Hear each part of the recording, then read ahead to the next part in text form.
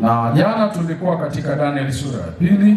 Niombe msomaji utusaidie leo kuingia Danieli sura ya 7. Daniel sura ya 7. Mungu anatawala katika mambo ya wanadamu. Mungu anatawala katika mambo ya wanadamu. Tuombe. Asante sana Baba, asante sana kwa kuwa pamoja nasi tena. Tunaomba leo ukatufundishe na kutuongoza katika jina la Yesu Kristo, amina. Kabla hajasoma kiongozi wangu, wakati Danieli sura ya 7 tunaenda kuisoma yote leo. Jana tuliona Danieli sura ya 2. Na kumbuka tulikuwa tunatumia mbinu ya kihistoria kufasiri unabii. Kwa hiyo tulifahamu ya kwamba utawala wa Babeli ambao ulikuwa ni kichwa cha dhahabu ulimaanisha nini? Na ulitawala kwa kipindi gani? Uliofuata utawala wa Medi na Wajemi, mikono ya fedha, na kisha utawala uliofuata ni utawala wa shaba ambao ulikuwa ni utawala wa Uyunani, na kisha kwenye miguu ikawa ni utawala wa chuma ambao ni utawala wa Rumi. Chuma inanyoosha kila kitu. Chuma ina uwezo wa kuinyoosha dhahabu, ina uwezo wa kuinyoosha fedha, ina uwezo wa kuinyoosha shaba na kadhalika, na ina uwezo wa kuvunja kila kitu. Na kule chini kukawa na nusu chuma nusu udongo, imechanganyikana. Na japo hili tulilifahamu, maana chini miguu na vidole 10 ilikuwa ni mataifa 10 ya kwanza kabisa ya Rumi, alafu baadaye kaja ikawa ni utawala wa Ulaya. Lakini baadaye tuliona ya kwamba ule udongo na chuma, kulingana na Biblia, udongo ni kanisa la Mungu. Kwa hiyo mwisho inaonekana kuna kuunganisha shughuli za kanisa na mambo ya serikali, maana hizi vyuma vyote vilikuwa vikiwakilisha serikali za dunia zilizotawala dunia. Na pale chini kulikuwa na Rumi, ambayo baadaye Rumi ilianguka mwaka 476. Haya ni mambo ya kihistoria yaliyotokea. Bwana Yesu asifiwe. Sasa baada ya Rumi kuanguka mwaka 476, tunafahamu mwaka 538 ilianza Rumi ya kipapa, ambayo ilikuwa ni mfumo wa serikali uliochanganya dini na serikali pamoja. Na kwa mfumo huo mpaka sasa upo duniani. Japo mwaka 1798 ulianguka, ila baadaye umerudi, na ndio maana leo hii tuna papa katika nchi ya Vatican. Na kama ulivyofahamu, Vatican ni nchi na mfalme wake au kiongozi wake ni papa. Halo, Bwana Yesu asifiwe. Hizi ni historia. Kwa hiyo nasema hii sio kwamba namwataka mtu yeyote. Najua kuna waaminifu katika dhehebu la Roman Catholic, ninawaheshimu, ninawapenda, lakini ninajaribu kuelezea historia ya mambo, jinsi dunia ilivyopita mpaka hapa tulipo. Bwana Yesu asifiwe. Kwa hiyo tuliona hilo katika Danieli sura ya 2. Leo tunaenda kuangalia katika Danieli sura ya 7, lakini kabla ya kuingia katika Danieli sura ya 7, naomba ukumbuke kanuni hii. Unabii katika kitabu cha Danieli ni kitu kimoja hivi. Anasema, yani kinachotokea Danieli sura ya 2, Mungu analeta ndoto kwa mfalme Nebukadreza, anatoa maelezo mpaka wakati wa utawala ambao utakuwa umechanganya dini na serikali, alafu ndipo jiwe linachongwa. Jiwe lilikuwa maana yake ni Yesu Kristo, jiwe kuu la pembeni. Ufalme wake utakuja, utagonga dunia, utaiharibu dunia, wakati ambapo dunia itakuwa imeingia kwenye ombwe la dini na serikali kuchanganyika pamoja. Na dini na serikali zitaungana kwa ajili ya kulazimisha dhamira za watu katika mambo ya ibada. Bwana Yesu asifiwe. Kwa hiyo hata hapa tulipo tunafahamu ya kwamba jiwe linakuja, lakini linakuja katika hali ya kwamba lazima dunia ifikie hicho kiwango cha dhamira za watu zilazimishwe kwenye mambo ya dini.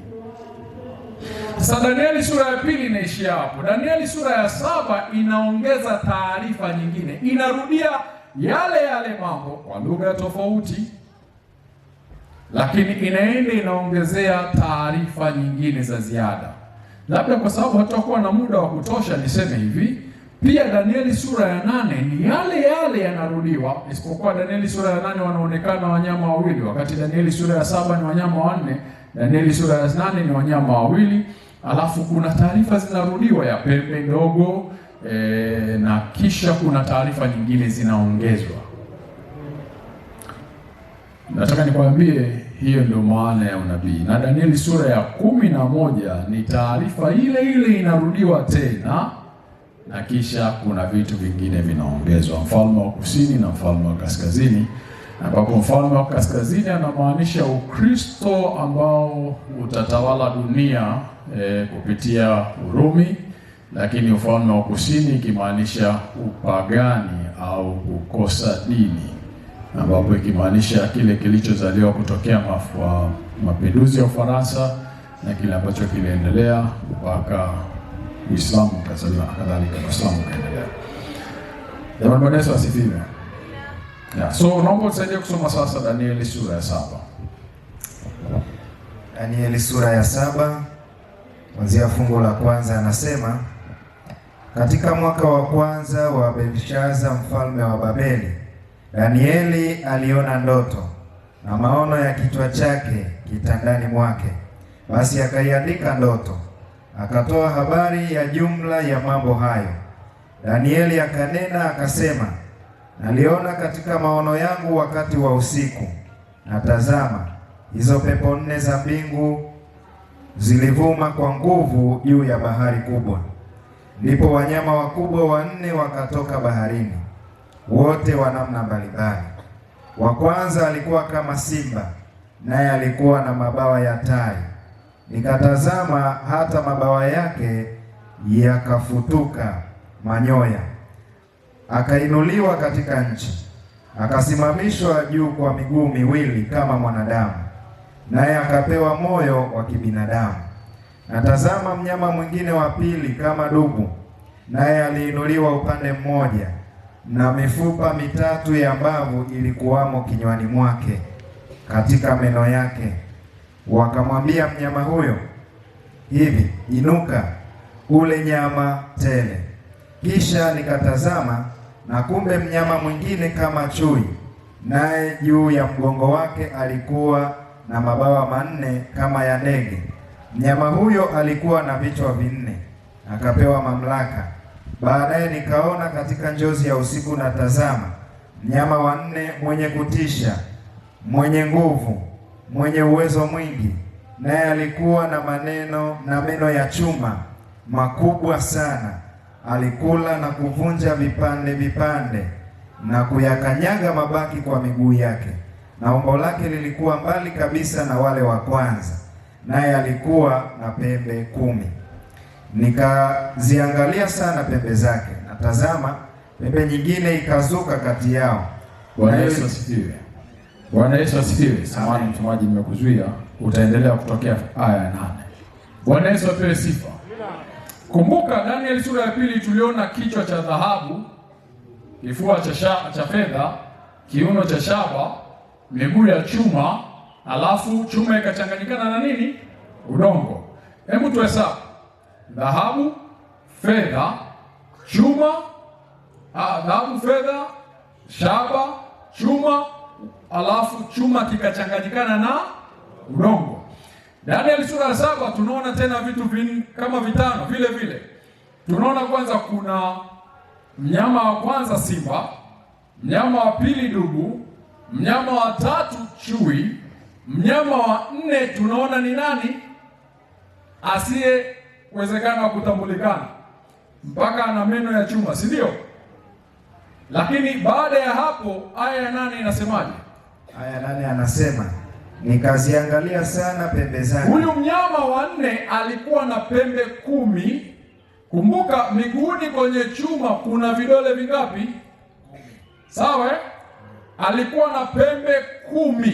Kwa hiyo unaona vinavyolingana, lakini zile pembe 10 anaendelea kusema aya ya 8, akaona kitu kingine cha ziada. Endelea. Nikaziangalia sana pembe zake, na tazama, pembe nyingine ikazuka katikati yao. Pembe nyingine ikazuka katikati yao. Nayo ilikuwa ndogo. Naam. Ambayo mbele yake pembe 3 katika zile za kwanza zikang'olewa kabisa. Na tazama, katika pembe hiyo mlikuwa na macho kama macho ya mwanadamu, na kinywa kilichokuwa kikinena maneno makuu. Bwana Yesu asifiwe. Amen. Hii pembe haina masikio, ina macho, alafu ina kinywa na kinanena maneno makuu. Yaani maneno ya kiungu, maneno ya kutaka kutukuzwa na kujitukuza, maneno ya ukuu. Bwana Yesu apewe sifa. Amen. Hiyo ni moja ya details ambayo kwa Danieli sura ya 2 haipo, ila inaongezewa katika Danieli sura ya 7. Endelea msomaji. Nikatazama hata viti vya enzi vikawekwa, na mmoja aliye mzee wa siku ameketi. Mavazi yake yalikuwa meupe kama theluji, na nywele za kichwa chake kama sufu safi. Kiti chake cha enzi kilikuwa miali ya moto, na gurudumu zake moto uwakao. Mto kama mto ukatoka ukapita mbele zake. Mto kama moto ukatoka ukapita mbele zake. Maelfu elfu wakamtumikia, na 10,000 mara 10,000 wakasimama mbele zake. Hukumu ikawekwa na vitabu vikafunuliwa. Bwana Yesu asifiwe. Amen. Kwa hiyo baada ya kuona hiyo pembe ndogo imeinuka, ambayo pembe ni falme. Kumbuka nilikwambia jana, wakati wa utawala wa Ulaya kabla ya Urumi haijaanguka, kulikuwa na mataifa mangapi? 10. Bwana Yesu asifiwe. Tulitaja hapa jana majina, Lombards, Saxons na nini, France, yako hayo majina. Kwa hiyo alikuwepo hayo mataifa 10, na sasa hapa anaonyeshwa ni hizo pembe 10. Hapa ni kabla ya upapa haujainuka. Bwana Yesu asifiwe. Na historia inasema mwaka wa 476 ndipo Urumi ilianguka, Rumi ya kipagani. Lakini tunafahamu ya kwamba mwaka 538 ndipo upapa ulipata nguvu ya serikali na kidini zikawa za pamoja ndani ya utawala mmoja, na ndipo ikaanza kipindi cha giza. Sasa hapa anasema wakati pembe hiyo ndogo inainuka, ni ufalme mwingine uliinuka ukang'oa falme 3. Kwa hiyo mnyama wa 4 anawakilisha Rumi ya kipagani. Lakini hakuishia tu Danieli kuona mnyama wa 4, aliona pembe 10 ambayo kwenye miguu ilionekana ni chuma imechanganyikana na dini na serikali. Pembe 10 ilishia tu dini na serikali, lakini katika pembe 10 inaonekana ni pembe 3 ziling'olewa, zile zilizokuwa dhaifu, ikainuka moja yenye macho. Na macho kwa lugha ya kibiblia, manabii waliitwa waonaji. Halo? Kwa maana hiyo macho ilimaanisha huyu mtu anasema kitu au anajitanabaisha kama muonaji. Huu ufalme unajitanabaisha kama waonaji wenye kusimama. Kumbuka mwanzo nilisema hapa, unabii maana yake ni ile hali ya mtu kusimama na kusema badala ya Mungu. Kwa hiyo hawa watu wana uwezo wa kusimama na kusema badala ya Mungu, na ndio maana wanaonekana wana macho, wana kinywa. Ufalme. Bwana Yesu asifiwe. Lakini zaidi ya hapo hauna Kwa hiyo wenyewe unajali kile ambacho unataka kukisema tu, hauwezi kusikiliza kitu kingine chochote. Nimeeleweka? Na ndio maana kina Martin Luther walipata shida sana, kwa sababu walidhani ya kwamba ule ufalme unaweza ukasikia ukafanya matengenezo. Maana kina Martin Luther walikuwa wanafikiria wanaweza wakafanya matengenezo ndani ya kanisa la Rumi, lakini walijikuta wao ndio wanapata shida. Haikuwezekana kufanya hivyo, sababu ufalme wenyewe hauna masikio. Bwana Yesu asifiwe. Endelea rafiki yangu kutokea hapo. Fungu la 11 anasema, na tazama wakati huo, kwa sababu ya sauti ya yale maneno makubwa iliyosema ile pembe, na litazama hata mnyama yule akauawa, mwili wake ukaharibiwa, akatolewa ateketezwe kwa moto. Sasa kitu cha msingi cha kuzingatia hapa ni kwamba Danieli sura ya 7 inahusisha mpaka na hukumu ya kuteketezwa haya yote. Bwana Yesu asifiwe. Kwa hiyo kuna mambo mengine bado hayajatokea, na ndivyo unabii ulivyo. Endelea rafiki. Maana tumemwona mzee wa siku. Maana ya mzee wa siku ni Mungu mwenyewe Baba. Na hichi kitu ndio kinachoshangaza, ya kwamba wale wanaosoma Biblia kwa unyenyekevu katika Danieli sura ya 7 wanaona nafsi mbili za Mungu. Yuko Baba aliye juu ya gari ya magurudumu ya moto, lakini yuko mwana wa Adamu. Endelea rafiki. Anasema, na kwa habari za wale wanyama wengine walinyang'anywa mamlaka yao, walakini maisha yao yalidumishwa kwa wakati na majira. Nikaona katika njozi ya usiku, na tazama, mmoja aliye mfano wa mwanadamu akaja pamoja na mawingu ya mbingu, akamkaribia huyo mzee wa siku, wakamleta karibu naye. Mmoja aliye mfano wa wanadamu, msingi mmoja aliye mwana wa Adamu. Na hiyo title ndio Yesu akawa anaitumia alipokuja, mwana wa Adamu. Siku ile nilikuja nikamwambia Yesu alipokuwa anatumia hivyo, Wayahudi walielewa kabisa anachukua reference ya Danieli. Maana hapa anasemaje? Endelea. Mmoja wa mfano wa mwana Adamu akafanyaje alipopelekwa kwa mzee wa siku? Fungu la 14, naye akapewa mamlaka. Anzia 13 tena. 13 anasema, nikaona katika njozi za usiku, na tazama, mmoja aliye mfano wa mwanadamu akaja pamoja na mawingu ya mbinguni, akamkaribia huyo mzee wa siku, wakamleta karibu naye.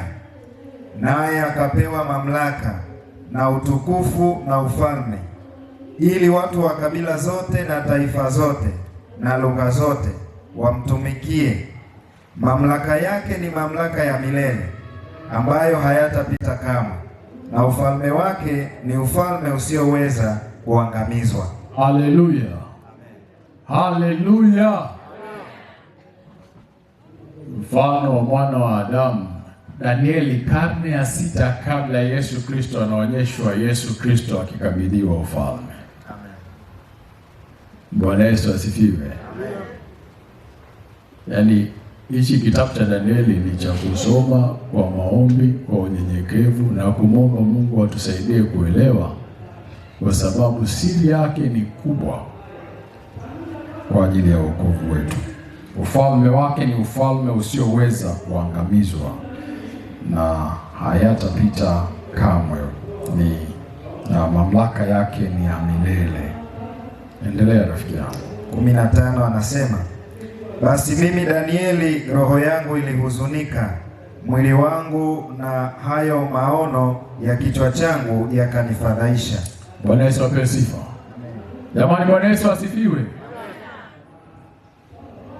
Kwa nini nataka niseme kitu hapa? Ni kwamba Danieli alipoona haya, japo alifadhaika, kuna kitu cha msingi sana ambacho inabidi tukikazie, ya kwamba pamoja na mavurugu yote aliyoanza kuiona tokea mwanzo, pepo nini, mawanyama na kadhalika, tumaini liko kwa mwana wa Adamu ambaye ufalme wake hauna mwisho.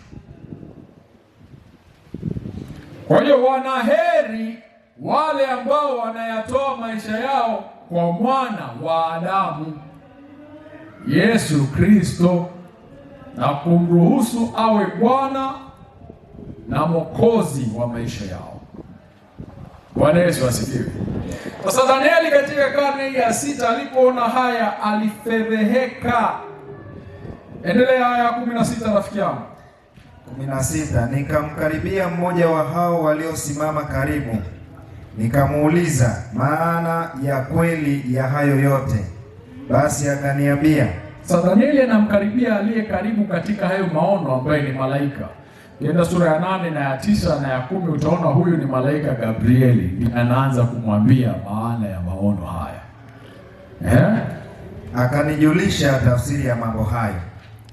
Wanyama hao wakubwa walio wanne ni wafalme wanne watakaotokea duniani, lakini watakatifu wake aliye juu wataupokea ufalme na kuumiliki huo ufalme milele. Wanyama hao wakubwa walio wanne ni wafalme wanne watakaotokea duniani. Kwa lugha ya kigeni wanasema synonymously, yaani anapotumia neno hilo anamaanisha, Biblia inaposema wafalme ni sawa sawa na kusema falme, tawala, nchi au mamlaka. Bwana Yesu asifiwe. Maana hakuna mfalme asiye na ufalme. Kwa hiyo hizi falme ndio zile zile ambazo Danieli aliziona baada ya kumwomba Mungu amfasirie, ampatie ndoto ya ufalme Nebukadreza. Bwana Yesu asifiwe.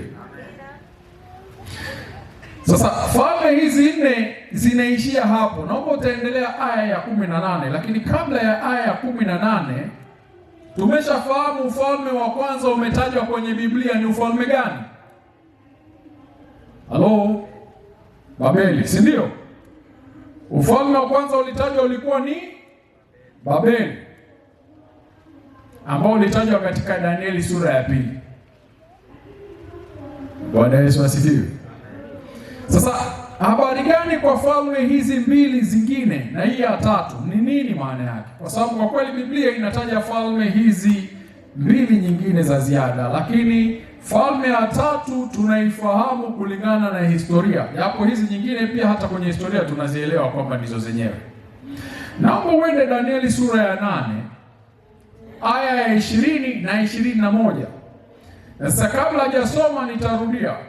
Danieli sura ya 8 anaanza kuonyesha kondoo. Danieli aliona maono ya kondoo mwenye pembe mbili, na kisha akaona mbuzi mwenye pembe moja. Na kisha yule mbuzi akaenda akamtwanga yule kondoo kwa kasi ya ajabu. Na basi maono hayo yakaendelea na akaongezewa vitu vingine katika Danieli sura ya 8 yanayohusu kutakaswa kwa patakatifu. Bwana Yesu asifiwe. Amen. Sasa Danieli sura ya 8, malaika tena Gabrieli anamfunulia Danieli ya kwamba hao wanyama wawili ni nani? Kumbuka kondoo ana pembe mbili, mbuzi ana pembe moja. Mnyama chui alionekana anakimbia kwa kasi, dubu alionekana amebeba mbavu tatu, upande mmoja amepanda juu ya mwingine. Karibu soma Danieli sura ya 8, 20 na 21. 20 anasema, yule kondoo mume uliyemwona mwenye pembe mbili, hizo ndizo wafalme wa Umedi na Uajemi. Bwana Yesu asifiwe. Amen. Kwa hiyo kondoo ni sawasawa na dubu, ni sawasawa na fedha, ambayo maana yake ni ufalme wa Wamedi na Wajemi.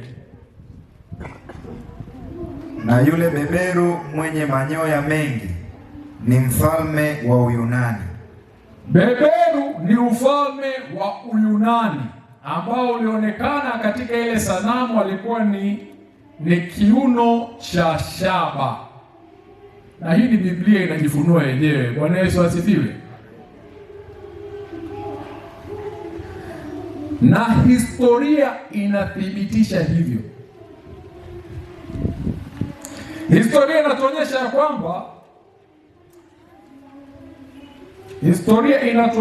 kwamba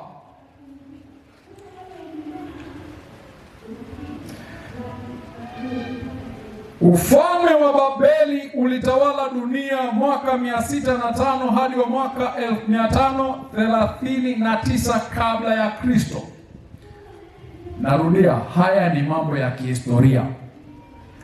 Baada ya hapo, ufalme uliowasilishwa na dubu, ambao katika Danieli sura ya 8 unawakilishwa na kondoo mume, ulitawala dunia mwaka 539 hadi mwaka 331 kabla ya Kristo. Na kisha ufalme wa chui, ambaye chui ni mnyama anayesifika kwa kasi, tena katika sura ya 7 anaonekana akiwa na mabawa, ikionekana anaenda kwa kasi zaidi, maana hata hivyo ndivyo ufalme wa Uyunani ulivyofanya kupitia kiongozi wake Alexander the Great. Alienda kwa kasi ya ajabu kuteka dunia na kutawala dunia. Huu ufalme uliwakilishwa kwa chui, lakini kwenye sura ya 8 utaona pia anaonekana hivyo hivyo huyo mbuzi akiwa anatembea juu ya hewa, kana kwamba alikuwa na kasi ya ajabu, ambaye pia katika Danieli sura ya 2 anaonekana kama shaba. Bwana Yesu asifiwe. Na huu utawala ulitawala Uyunani ambao ni mwaka 331 hadi mwaka 168 kabla ya Kristo. Historia inatuonyesha baada ya hapo ufalme uliofuata ulikuwa ufalme wa Rumi. Bwana Yesu asifiwe. Jamani, Bwana Yesu asifiwe. Na katika hayo yote ufalme wa Rumi unasifika ya kwamba ulikuwa ni ufalme mbabe, chuma. Na nyinyi ni mashahidi, ufalme huu ndio ambao kupitia hila za Mafarisayo na Masadukayo ulifanikiwa kumsulubisha Yesu Kristo. Bwana Yesu asifiwe. Yeah. So unaweza kuona jinsi Biblia inavyofunua hayo.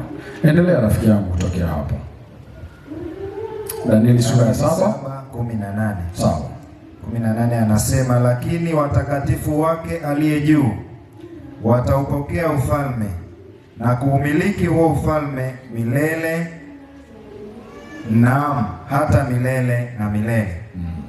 Kisha nalitaka kujua maana ya yule mnyama wa 4. Yaani sasa hapa Danieli ameelezwa maana ya yale maono, na kwamba mwisho wa siku watakatifu wake aliye juu kupitia mwana wa Adamu wataupokea ufalme, na hao watatawala milele na milele. Bwana Yesu asifiwe. Yaani ameonyesha hizo vurugu zote, lakini mwisho anaambiwa mwisho wake watakatifu wake walio juu, walioko hapo duniani, ambao watampokea huyo mwana wa Adamu, watatawala milele, na katika Yesu kuna uzima wa milele. 19.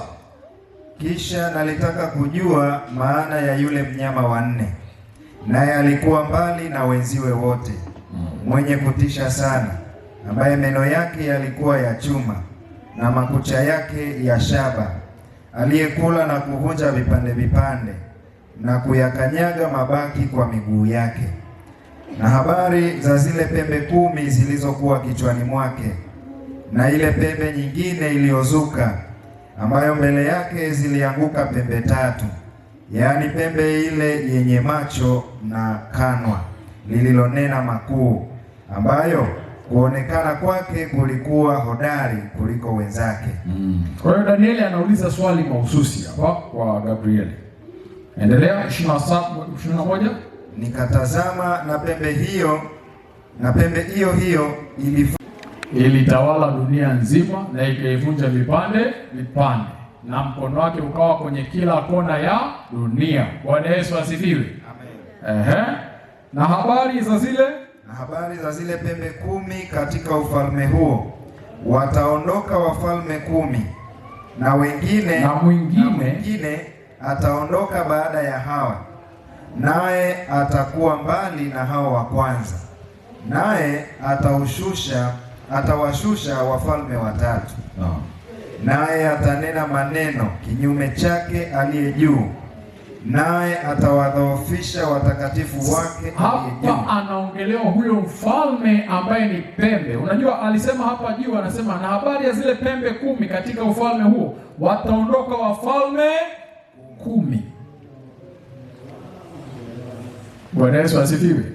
Ameshatoka kwenye mnyama, anaongelea pembe ambazo ni falme nyingine, baada ya Rumi kuanza kugawanyika na zikawa falme 10, na baadaye akainuka mfalme mwingine aliyekuwa na kinywa, na kisha akanena maneno makuu ya makufuru, naye atawashusha wafalme watatu, naye atanena maneno kinyume chake aliye juu, naye atawadhoofisha watakatifu wake aliye juu, naye atazimu kubadili majira na sheria, nao watatiwa mikononi mwake kwa wakati na nyakati 2.5 wakati. Tutaendelea hapo aya 25 siku ya kesho, maana kutokea kwenye hiyo wakati, nyakati 2.5 wakati, tutatokezea katika kitabu cha Ufunuo. Bwana Yesu asifiwe.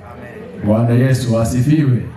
Maana kwa kweli Urumi ulitawala hii dunia kwa miaka 1260, na kwa jinsi hiyo iliwatesa watakatifu, wale watu ambao waliamua kuwa waaminifu kwa maandiko matakatifu. Rumi ya kipapa iliwaangamiza, ikawasweka, kila kitu walichoweza kuwafanya iliwafanya. Na hiyo ni historia. Hata sasa wenyewe kama Rumi Katoliki wanasema wanatamani kufuta hayo historia mabaya walioyapitia, kanisa liliyofanya kwa Waprotestanti, kwa watu ambao walikuwa ni Wakristo, lakini basi wanatamani warekebishe mambo, wanasema hivyo. Ila ukumbuke mnyama yule, ile pembe ilionekana ina macho, ina kinywa, haina masikio. Hivyo sina maana ya kwamba Waromani Katoliki ni wabaya, ni watu wema sana, ila mfumo hauna masikio. Bwana Yesu asifiwe.